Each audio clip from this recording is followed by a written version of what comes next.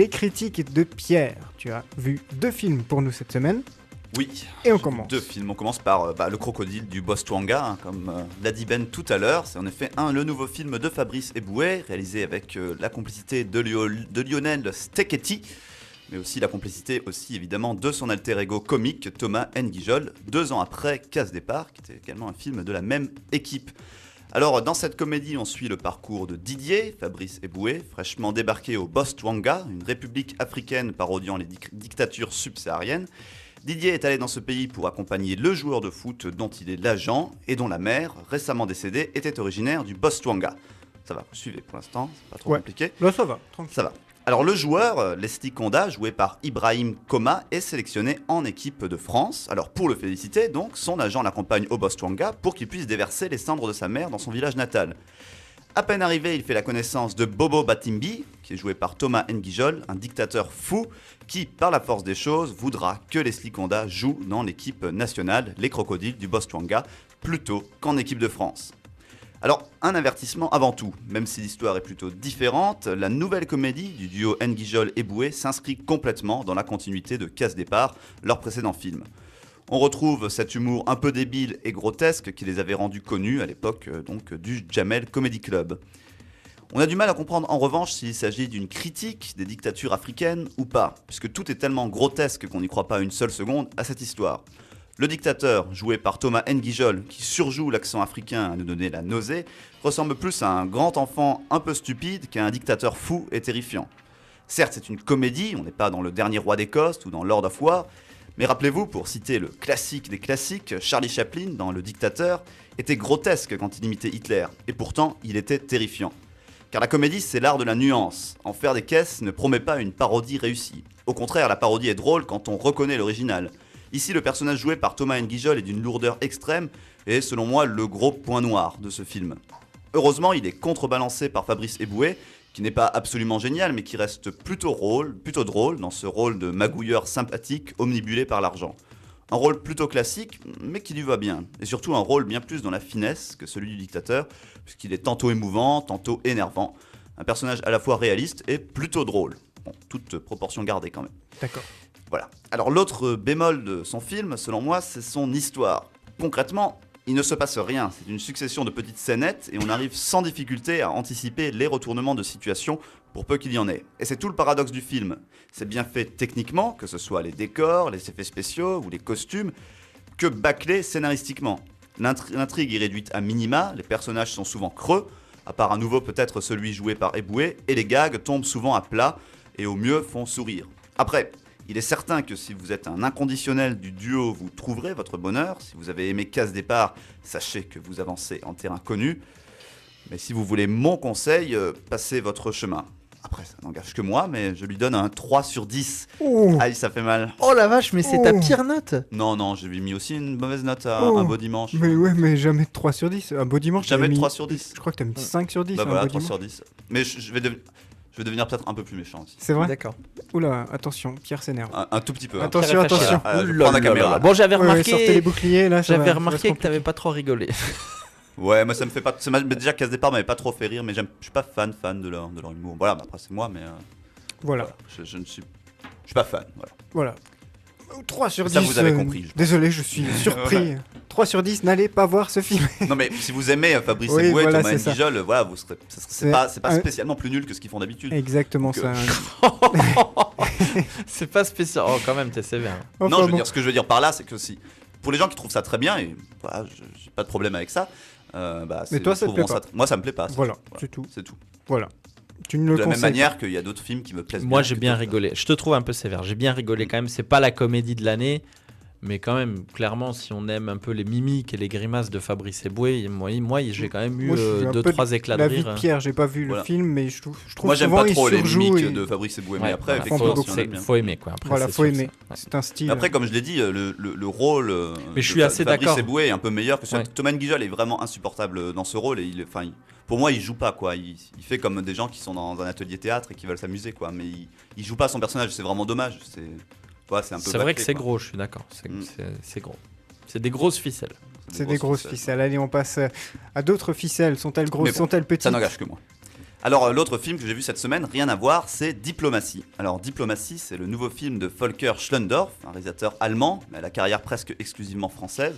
On lui doit notamment Le Tambour, coproduction franco-allemande, film pour lequel il avait reçu un Oscar et la Palme d'Or, excusez du peu. Mais Schlöndorff est aussi connu pour avoir été le chef de file de ce qu'on a appelé la nouvelle vague allemande, aux côtés de Wim Wenders, Fassbinder ou encore de son ami Werner Herzog. Werner Herzog avec qui il avait collaboré pour ce très beau film sur la grotte de Lascaux, la grotte des rêves perdus. Un film en 3D au travers de la grotte, c'était assez magnifique. Mais bon, revenons à Diplomatie. Donc, ce film raconte l'histoire d'une rencontre entre deux hommes qui va changer l'histoire. Ça se passe en 1944 à Paris. L'un d'eux est le général Dietrich von Choltitz, général allemand et gouverneur de Paris, occupé par les nazis, et chargé par Hitler de faire détruire Paris. L'autre est Raoul Nordling, diplomate suédois, consul de Suède en France et amoureux de Paris, qui va tenter de convaincre Choltitz de ne pas commettre cet acte fou qu'est la destruction de Paris. Alors le film est adapté de la pièce de théâtre éponyme, jouée à la Madeleine à Paris en 2011, et mis en scène et écrite par Cyril Gély, auteur de Signé Dumas, une autre pièce centrée autour de la relation entre deux personnages, et aussi déjà adaptée au cinéma. C'était avec Poulvord et Depardieu, ceux qui s'en souviennent. C'était pas terrible le film, mais bon. Alors, comme dans la pièce, dans le film, le rôle de Choltitz est interprété par Niels Arestrup, un prophète, Quai d'Orsay, etc. Tandis que Nordling est joué par André Dussolier, qu'on ne présente plus. Une rencontre au sommet, donc, entre deux grands personnages, mais aussi deux grands acteurs. Car avant tout, saluons leur performance époustouflante. Le film est complètement centré sur eux, et eux seuls sont le cœur de l'action dramatique. C'est pas évident. Dramatique. Ouais. Dramatique. Voilà, c'est pas d'action dramatique, c'est de l'action dramatique. Dramatique, tu vois. Attention. Alors c'est pas évident et pourtant on ne s'ennuie pas un seul instant. Le film est pourtant presque un huis clos, plus de 3/4 du film se passe dans la même pièce, une suite de luxe d'un grand hôtel parisien où réside Choltitz et où Nordling va le retrouver pour entamer une discussion dont les conséquences pourraient être historiques, seront même historiques d'ailleurs. Une fenêtre de la chambre donne sur la tour Eiffel, mais sur une image de carte postale de la ville lumière, tandis que résonnent au loin, et parfois plus près, les échos des bombardements, signe que la guerre est partout. Alors comment faire de cette situation plutôt théâtrale un film génial de cinéma ? Tout d'abord, le texte et les dialogues sont brillants. En effet, c'est très bien écrit, les dialogues sont d'une rare finesse, parfois ponctués de touches légères d'humour, qui contrastent parfaitement avec le tragique des événements. Ensuite, des acteurs formidables qui habitent littéralement leurs personnages. Le Nordling de Dussolier est un diplomate de génie incroyablement convaincant, tandis que Choltitz est un personnage très complexe qui semble au départ tout maîtriser, mais qui cache beaucoup de faiblesses, ce qui fait de lui, contre toute attente, un personnage plutôt touchant. Et il est joué à merveille par Niels Arestrup, un acteur de plus en plus génial d'année en année, qui est toujours impeccable dans des rôles de pouvoir. D'ailleurs, son rôle n'est d'ailleurs pas sans rappeler en effet le rôle du Dirkab Claude Maupas qu'il jouait dans Quai d'Orsay, ou celui du parrain corse César Luciani dans Un prophète, jouant avec nuance des personnages à la fois très calmes et d'une extrême fermeté. De plus, cet acteur est aussi crédible dans des rôles de baron mafieux corse que dans celui de général de la Wehrmacht. C'est plutôt pas mal. Et pour parler d'accent, justement, contrairement, je pense, à Thomas N'Gijol, pour revenir à ce qu'on disait tout à l'heure, même si, je l'accorde, on est dans des genres complètement différents, Arestrup joue et comprend d'abord son personnage avant de jouer l'accent. Une fois qu'on est complètement dans le personnage, l'accent vient de lui-même. Il devient donc plus naturel et pas du tout insupportable. Et pour revenir au crocodile du Boss Chwanga, je pense que même dans la comédie, et plus encore dans la parodie, il faut comprendre son personnage avant d'interpréter. Et Thomas N'Gijol s'est contenté d'un gribouillis de personnage, et c'est pourquoi son personnage et par là même son interprétation est selon moi plutôt un échec. Il a d'abord voulu faire l'accent africain avant de faire son personnage. C'est plutôt une erreur selon moi. On salue Thomas. Voilà. Il a pris pour son grade. Là, C'est quand même la première fois qu'il revient dans la deuxième critique sur la première. Hein. Ah, c'est Il a vraiment que... pas aimé du tout. Hein. Ah, c'était pas ton truc.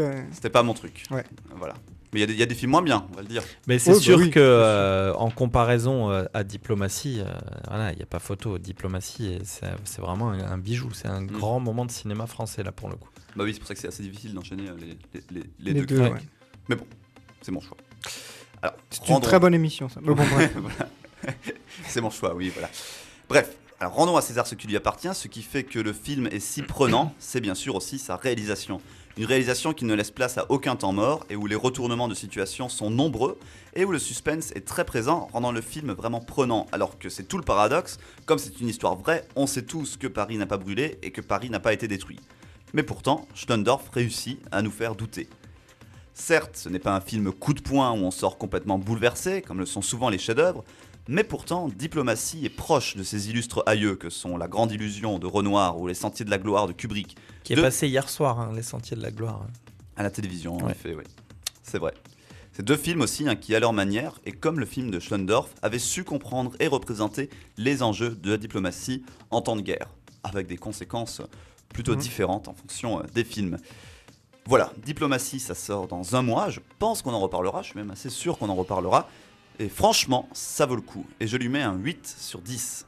Bien. On va certainement d'autant plus en reparler qu'ils vont faire des affaires en or, puisque le film a coûté à peine plus de 4 millions d'euros, et que je pense qu'il y a de fortes chances que ce soit un beau et grand carton. On verra. Après, ça On dépend verra, de la ouais. com et ça dépend de la plein com, de j'ai choses, un ouais. peu peur que... Faut que les c'est pas un cinémas film les qui mettent à attire l'affiche, ce genre de tellement, choses ouais, aussi. hein. qui attire tellement. Parce que l'affiche, moi je la trouve très belle, l'affiche, mais c'est pas une affiche typiquement qui va attirer du monde.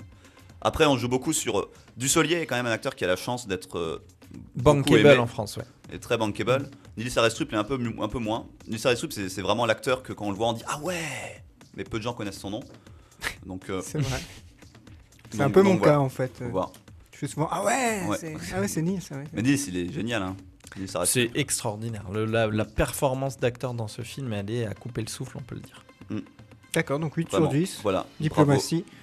Un Bravo film les jeunes. intéressant. Bravo les jeunes. Tout le monde a 80 ans dans cette histoire presque. Entre D'accord. 60 et 80 ans. Parce que Schlendorf, il a quel âge il doit avoir 75 ans là maintenant. Quelque chose comme ça. Donc voilà. D'accord. Schendorf. Ouais, le réalisateur. D'accord. Voilà, Oui, tu as pardon. suivi ma critique. J'ai très bien Merci. suivi, effectivement. Diplomatie 8 sur 10, tu vois, j'ai retenu. Voilà, le crocodile 8 sur- du Botswana, 3 sur 10. Bravo, c'est bien. Voilà, merci Pierre. On va faire une pause. On va